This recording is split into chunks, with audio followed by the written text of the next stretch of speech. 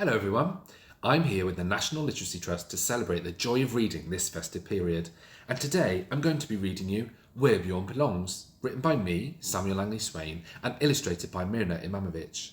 This book is also published by Owlet Press, and it's about a boy named Arthur who doesn't like Christmas. He loses his toy polar bear and writes a letter to Father Christmas to ask for a new one. But then he finds a real baby polar bear in his garden. But as an Arctic expert, Arthur knows that his new friend belongs somewhere else. Can you guess where? That's right, the North Pole. Let's see how he gets on in helping Bjorn get home as we read this Christmassy story together. Arthur didn't like Christmas. The noisy school plays, the bright flashing lights, and busy, crowded streets. Can you see it's so busy? And all the bright flashing lights. Everything felt different. I know that some children can find Christmas really tricky, so I wonder what Arthur does to help himself feel safe. Oh, you can see he carries a very small toy.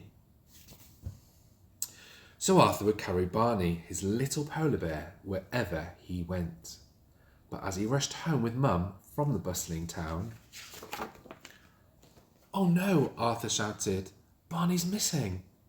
"Maybe we can ask Father Christmas for a new polar bear," Mum replied gently. "Okay," Arthur agreed, trying his best to stay calm, "but a new bear will never be the same as Barney. If he does bring one, I promise I'll never let it go again, ever." So together they worked hard on Arthur's letter. "Dear Father Christmas, please may I have a new polar bear because I lost my old one. I promise to look after it. By the way, my wish is to be an Arctic explorer when I grow up. Thanks, from Arthur. Also, I'm 5.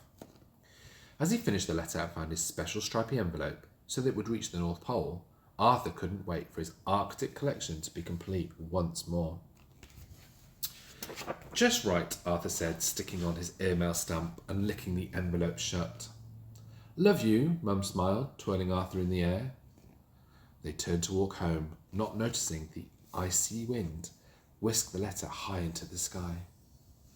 Then as Arthur slept, dreaming of snowy owls, husky sledging, and white foxes, in a frozen forest far away, a baby bear saw something darting between the snowflakes. He chased it through the snow, but as he jumped to catch it, he landed in a giant sack full of beautiful boxes. Suddenly, a clattering of hooves sent the bear and the boxes deeper into the sack. Stars drifted above them, but soon after, everything stopped. Picking up to see snow once more, he clambered out, finding a soft place to sleep. It was Christmas morning. Arthur woke up first to find a small box under the tree. But as he opened the curtains, Arthur was amazed to find the Arctic in his garden. And bouncing on the crispy white snow was a real polar bear. Wow, how exciting. Can you imagine finding a polar bear in your garden? Arthur pulled on his wellies and raced out. "I'll call you Bjorn," Arthur explained as they played together. "That means bear in countries that have a lot of snow." Then he made sure Bjorn was safe and went inside to tell Mum. As weeks passed, Bjorn started to grow bigger, so they moved him into the shed and fed him lots of fish fingers. But as winter faded into the warm spring, Arthur remembered something important.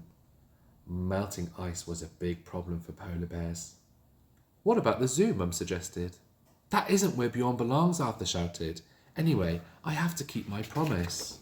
And just like that, the season slipped by as Mum watched Arthur grow happily alongside his new friend.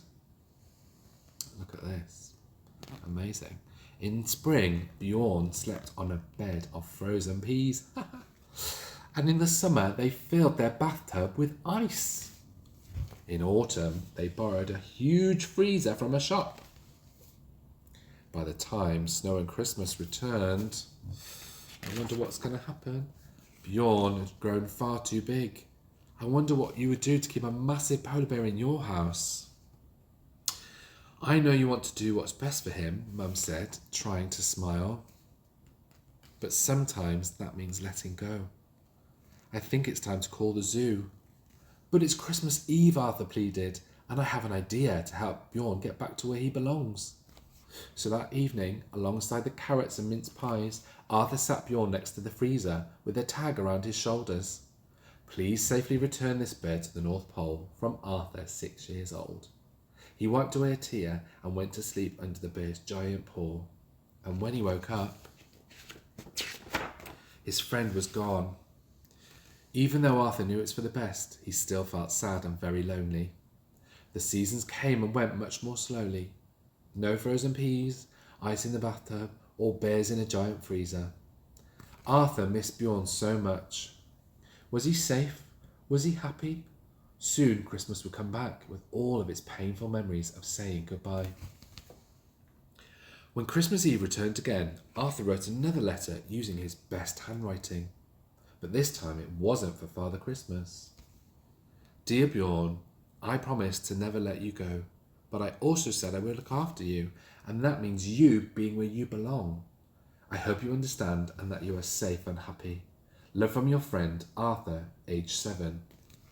He left it on his desk and went to bed, not noticing an icy wind sweep it out of the window and into the night. I wonder where it's going to lead to.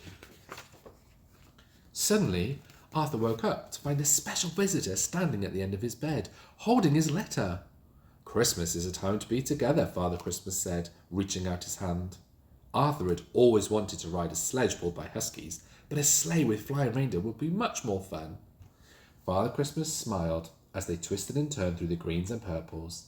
Just follow the northern lights and you'll always be able to find your friend. Have you ever seen the northern lights or pictures of it? You can see here it makes pretty patterns across the sky, but I wonder where it's going to take them. As the reindeer's clattering came to a halt, Arthur jumped from the sleigh and took a deep breath of the cold, quiet air. If only every Christmas could be this perfect, he thought. Then he noticed something in the distance. It was Bjorn. Arthur ran as fast as he could and hugged the bear tight. He was finally reunited with his friend in the freshly fallen snow. And just like Father Christmas had showed him, Arthur followed the Northern Lights to visit Bjorn every year. And now, Arthur really is an Arctic explorer, helping to save polar bears from the threat of melting ice. His Christmas wish came true after all. Away from the bright flashing lights and busy crowded streets, Arthur finds joy every time he sees Bjorn back where he belongs. And now, Arthur is where he belongs too. I hope you all enjoyed that story. It's one of my personal favourites. You know, reading is a great opportunity to cozy up together and bond with your little ones. They'll probably learn some new words from the story too. So why not find some time to read together this festive season? It doesn't have to be a Christmas book. It could be any story that your child's interested in. You could also visit your library to discover more stories and borrow them for free. The National Literacy Trust have lots of activities and ideas for fun Christmas activities on their website. Visit wordsforlife.org.uk/Christmas to take a look.